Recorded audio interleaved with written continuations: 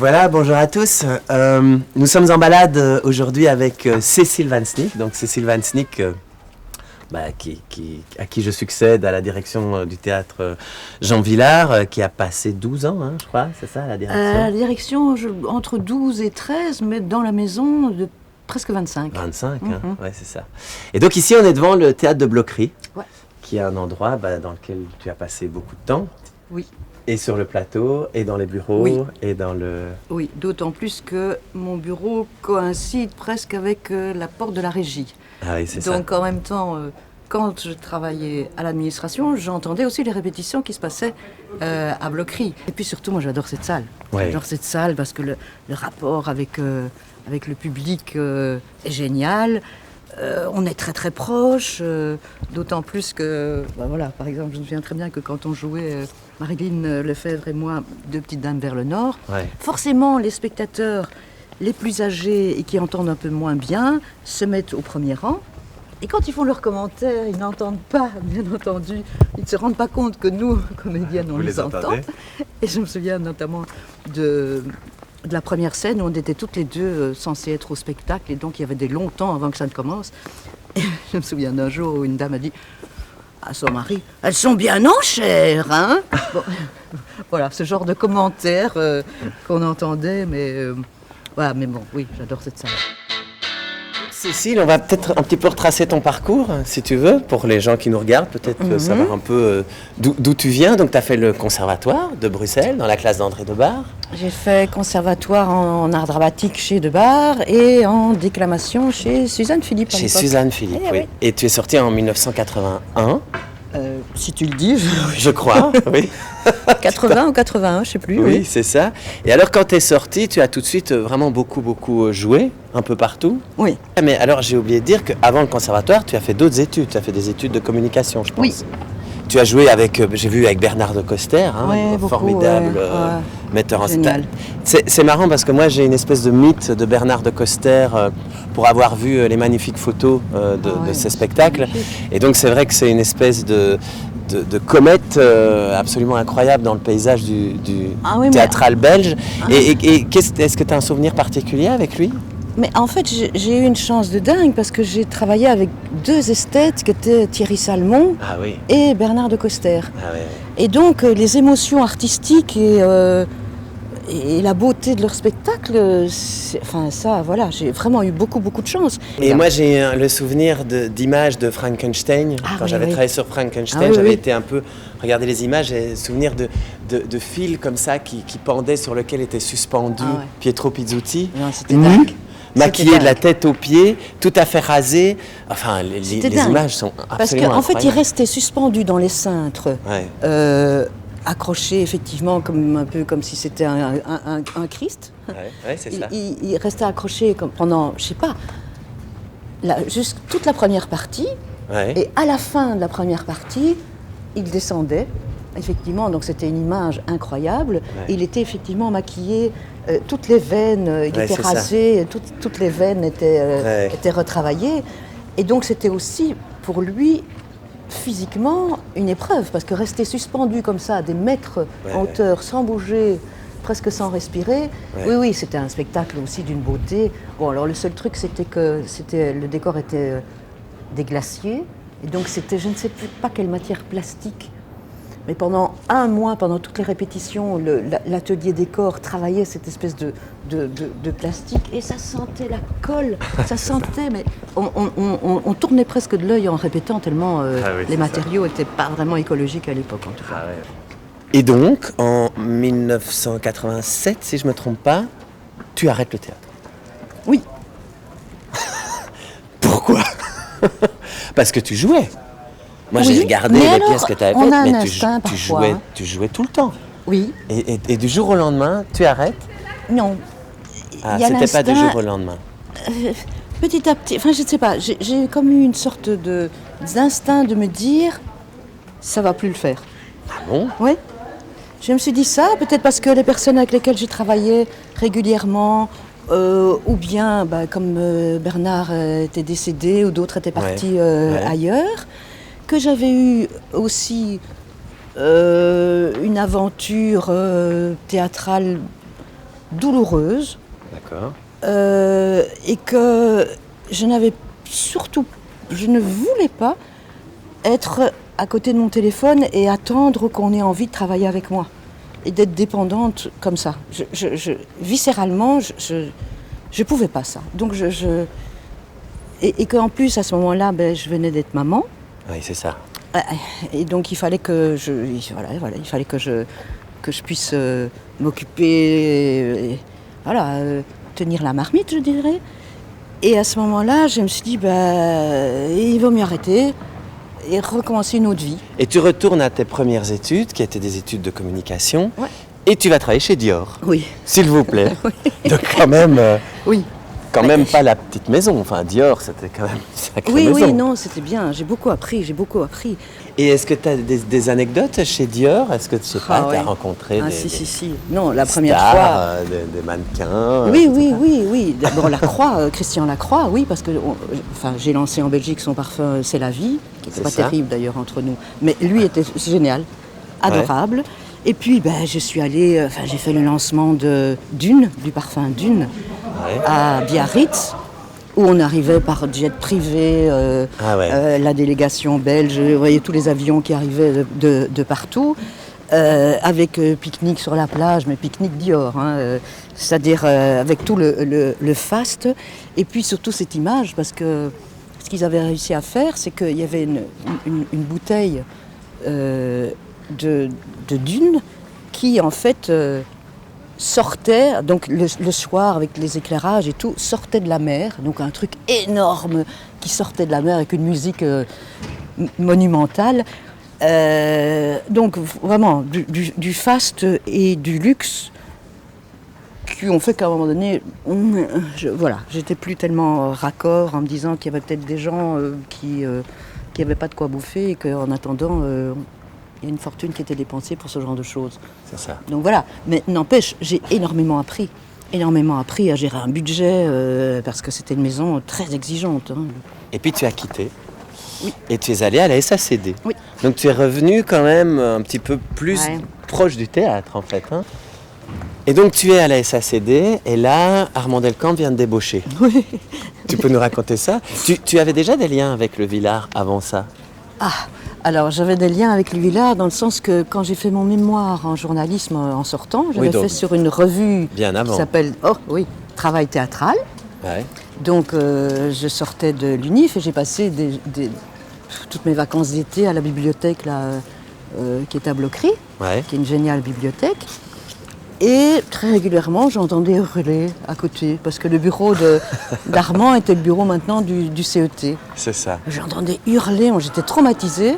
Et la bibliothécaire, elle me disait « Non, t'inquiète, c'est normal. » C'est ça. Je dis « Mais c'est quoi ?» Donc j'étais très impressionnée. Et à l'époque, Armand avait une réputation de metteur en scène quand même un peu, j'allais dire autoritaire. Difficile. Voilà. Et donc, quand il y a eu des auditions, quand j'étais comédienne, je ne suis jamais allée à des auditions du...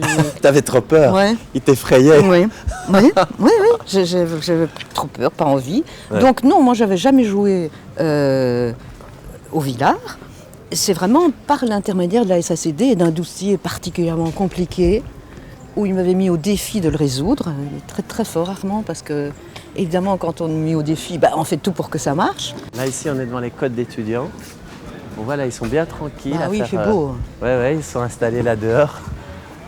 Et il y a d'ailleurs le lever de rideau, qui est un code de théâtre. Je ne sais pas si on peut le voir avec la caméra. Et donc, il t'a débauché. Et donc, il s'est dit, elle a réussi à relever le défi. Du coup, je vais l'emmener au Villard. Oui. Alors, c'était drôle parce que je me souviens, au moment où j'ai dit à la SACD que je quittais, mais je n'ai pas dit où je partais. Ouais. Tout le monde était convaincu que j'allais au théâtre public. Oui, parce qu'il venait d'ouvrir. Et que toi, tu es amie avec Michel Boghem. Et qu'on était en classe au conservatoire ensemble, comme avec Serge Rangoni d'ailleurs. Donc, c'eût été logique. Donc, tout le monde croyait que je partais. Et donc, il y avait des paris en disant, elle part où, elle va où. Mais au départ, tu étais attachée de presse. Non, je suis arrivée comme secrétaire générale. C'est-à-dire que j'ai pris la place de Patrick Colpé qui partait à Namur. Voilà, donc j'étais en fait responsable de tout ce qui était public et communication. Comme disait Armand, lui il s'occupe de l'artistique et moi de tout ce qu'il y a de l'autre côté du plateau. C'est ça. Et là, tu as recommencé à jouer. Alors ça s'est fait aussi quelques années plus tard, hein. Je crois que c'était 2004. C'est ça. 2004, où effectivement il y a un projet, Le Libertin, donc c'est la DAC, donc Alain Nempoul, qui a l'idée de ce projet, une coprode avec le théâtre public, et avec Alain qui joue le rôle du Libertin. Ouais. Et à ce moment-là, Michel Castelbogen, très gentiment, me dit « mais ce serait quand même chouette », donc il mettait en scène, ce serait quand même chouette que tu joues. Que tu reviennes. Non, ton grand retour. Mais donc c'est presque 20 ans après. 15, j'ai pas joué pendant 15 ans. Ah oui, c'est dingue. J'ai pas joué pendant 15 ans. Ah oui, c'est fou. Ah ouais. Et c'est vrai que j'étais mort de trouille quand on a repris. D'ailleurs, évidemment qu'il fallait que ça se passe. Le jour où on a invité l'auteur, Éric Emmanuel Schmitt, au théâtre public pour une répétition, une générale, pof, je me suis tapé un beau trou de mémoire, mais la honte totale, quoi. C'est ça. Totale. Mais bon, après ça a été... Alors Jessa, est-ce que tu te souviens du jour où Armand t'a dit « j'aimerais bien que tu prennes ma succession » Ou est-ce que ça s'est passé comme ça? Ça a dû être particulier quand même. Ça s'est passé sans qu'on s'en rende compte, enfin moi. C'est ça. Il dit toujours que lui, il savait. Qu'il voulait que ce soit moi. Mais donc moi, je m'en suis pas vraiment rendu compte. Ça s'est fait naturellement. Petit à petit, lui, il prenait de plus en plus de recul, je dirais. Et puis un jour, il y a eu un conseil d'administration où effectivement, il a dit, voilà, j'aimerais bien qu'on acte que à partir de 2008, c'était ça, ce soit exclusivement Cécile qui prenne la direction des maisons. Et t'avais prévenu quand même avant ce conseil d'administration. C'est bizarre, hein, je ne sais même plus. Mais néanmoins, pendant plusieurs années, Armand continuait à aller, par exemple, à Avignon, à dire j'ai vu un chouette spectacle, je pense, notamment un cercle miroir transformation qu'on a monté après avec le même metteur en scène ici. C'est lui qui l'avait vu à Avignon, qui m'avait dit lis la pièce, elle est bien. Donc on a continué à travailler ensemble. Donc ça s'est fait de manière assez naturelle en fait. C'est ça. Alors maintenant, je voudrais un peu qu'on voit les meilleurs de Cécile Vansnick. Donc je vais te poser quelques questions, les meilleurs. Donc par exemple, quel est ton meilleur ou ton plus beau spectacle que tu aies vu comme spectatrice? Bon alors j'imagine qu'il y en a plein, mais s'il fallait en choisir un. Quoi, ici depuis... Non, depuis tout le temps. Ah oui, mais voilà, c'est toujours la même chose. Il y en a pour lesquels j'ai eu des émotions artistiques et esthétiques. Je pense à Cyrano de Bergerac, qu'avait monté Bernard de Coster. Ah oui, avec Jean-Claude Frison qui jouait Cyrano. Oui, c'était magique. Ouais. Mais il y a aussi d'autres metteurs en scène qui m'ont marqué. Et puis des prouesses techniques formidables aussi, des spectacles qu'on a programmés à Lola, des spectacles de danse, je pense à Pixel ou des spectacles comme ça, qui sont... mais je me souviens aussi des spectacles amusants, un peu déjantés, comme les Franglaises qu'on avait programmés. Donc on est fait de tout ça. Enfin, je veux dire, c'est comme une mosaïque pour moi. Le meilleur, je sais pas. En fait. D'accord. Et ton meilleur souvenir comme comédienne? Ah, alors là aussi, il faut toujours que je pinaille. Hein. Mais alors, comme comédienne, au point de vue de l'ambiance, de la troupe, de l'aventure, je pense que c'est Les Femmes Savantes, quand j'ai joué Bélise, et qu'on est allé partout en France, qu'on est allé à Sarlat, qu'on est allé à Nice, qu'on est allé à Tours. On a fait une tournée formidable. C'était qui avait mis en scène ça? C'était Armand Delcambre. Oui, c'était Armand Delcambre. Et on a été jouer au parc pendant un mois aussi. Et c'était une bande de potes. On s'est vraiment bien amusés. Comme comédienne, au point de vue du travail, Honor, que Armand aussi avait mis en scène, qui était un travail difficile, exigeant, et où j'ai beaucoup appris. Ton meilleur souvenir comme metteuse en scène?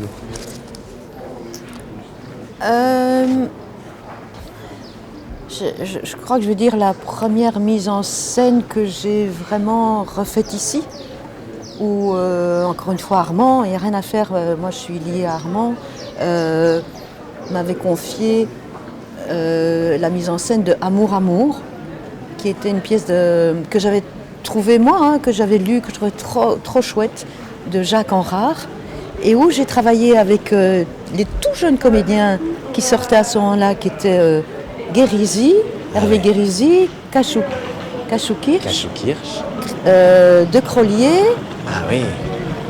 Pierre Pousset. T'as vu du flair parce qu'ils travaillent tous encore. Oui. Ah oui. oui. Et ils jouaient des enfants. Et en fait, ce spectacle a très très bien marché. Il a été créé à Bloquerie. Et puis après, il a été repris au Villard la saison d'après. Et il a pas mal tourné.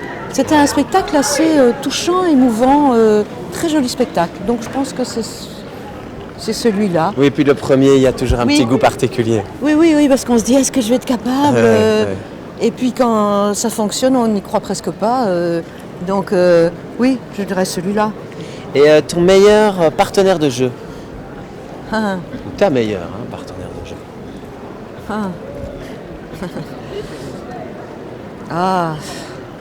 En fait, j'ai jamais eu de mauvaise surprise et de travailler avec quelqu'un où j'avais l'impression qu'il n'était pas là. J'ai jamais eu ça. Donc, j'aimais Cercle Miroir Transformation au point de vue du jeu à inventer dans l'instant présent et dans l'improvisation. J'ai adoré travailler avec Nicolas Beuys. Ah oui, Nicolas Beuys. Mais Camille Vogler aussi. Il y a forcément Kim Leleu. Enfin, il y avait une présence telle, on devait tellement se regarder dans les yeux et tout le temps au taquet et à inventer que forcément il fallait plonger dans le regard de l'autre. Donc obligatoirement, c'est eux. Mais j'ai aussi plein de souvenirs formidables avec tous les autres comédiens. J'ai jamais eu comme je te dis, pas d'impression de me dire j'aime pas jouer avec celui-là. Et ce serait quoi ton meilleur souvenir au Villard depuis 25 ans là? J'ai bien aimé ce qu'on avait fait pour les 50 ans du Villard. Ah oui. Parce que d'une part... Toutes ces pièces courtes que vous aviez fait un peu partout dans la ville. Toutes ces pièces courtes qu'on avait commandées, enfin c'était un gros boulot, puisque en même temps c'était une gageure de se dire ok, est-ce que tu peux m'écrire un texte de minimum 10 minutes, maximum 20 minutes, le monter et le répéter une semaine maximum. Donc il y avait toute cette aventure-là. Et puis il y avait aussi la soirée où on a fait une sorte d'hommage à Armand Delcambre et où j'étais allée aussi à Paris retrouver et des Michel Bouquet et des Philippe Caubert et des Rufus qui avaient travaillé avec Armand et Ariane Mouchkine que finalement on n'a eu que par téléphone. Je me souviens.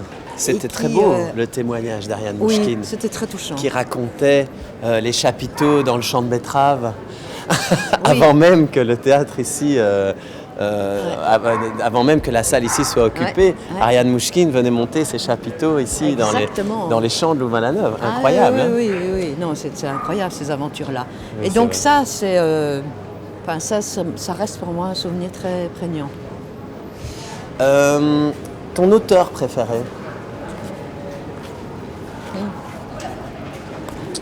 Mon auteur préféré, eh bien,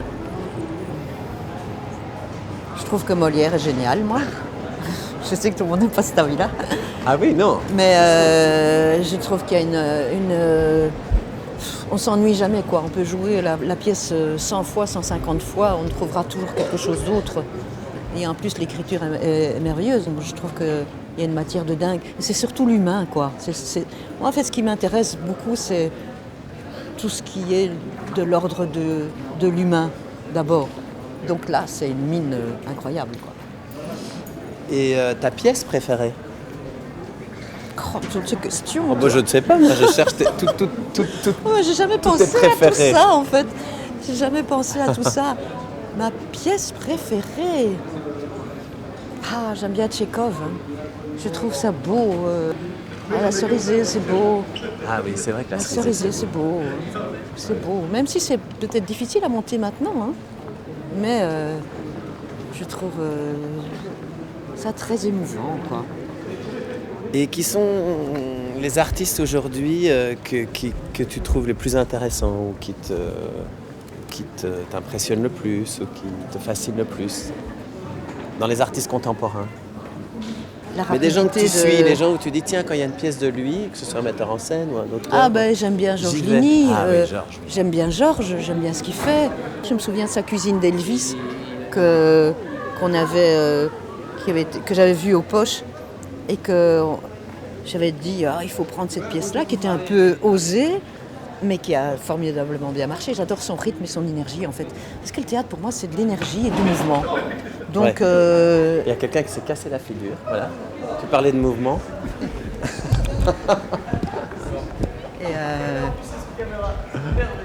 Voilà.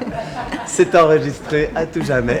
Ça va passer en boucle. C'est pourquoi les gars? C'est pas de chance. Ah, c'est pour le Villard. Le théâtre Jean Villard, vous connaissez? Ah, mais bien sûr que oui. Ah oui, et vous avez déjà votre abonnement pour cette saison-ci? Mais j'ai fait la revue. Quel vendeur! Quel vendeur! Ah bah oui. Il faut venir. Ah non, c'est pas une question d'argent, c'est une question de venir voir des super spectacles.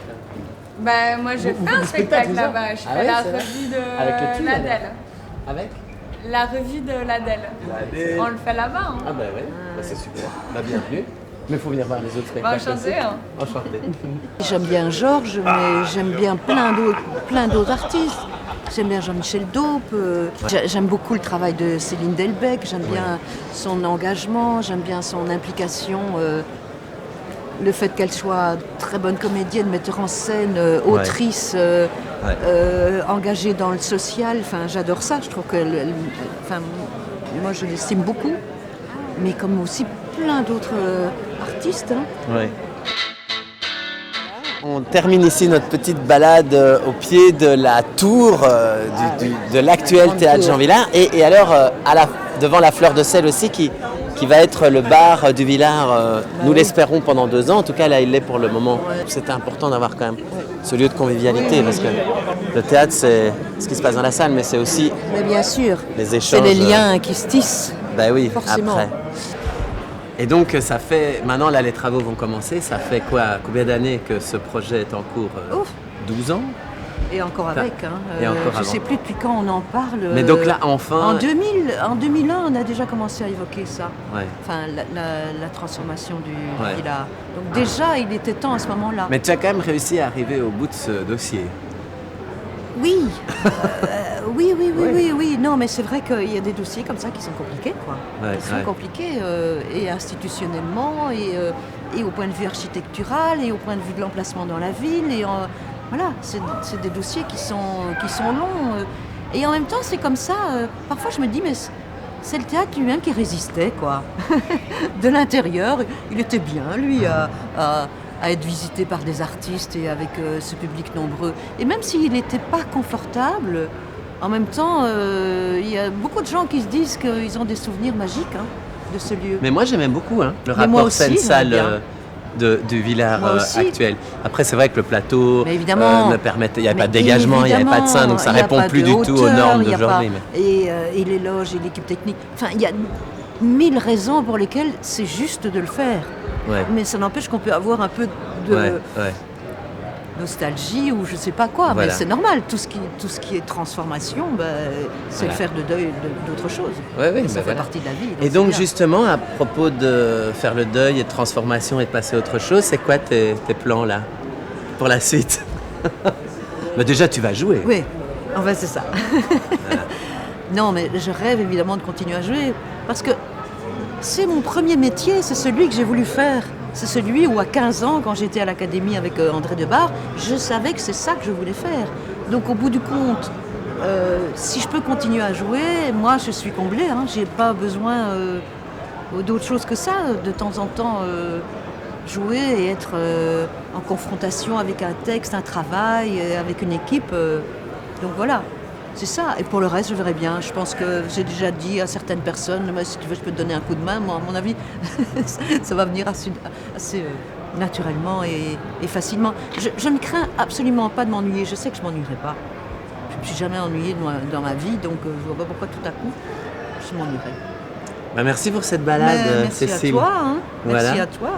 Et le meilleur et comme on dit, une bonne... Pour la suite, moi je sais que ça ira, de toute façon.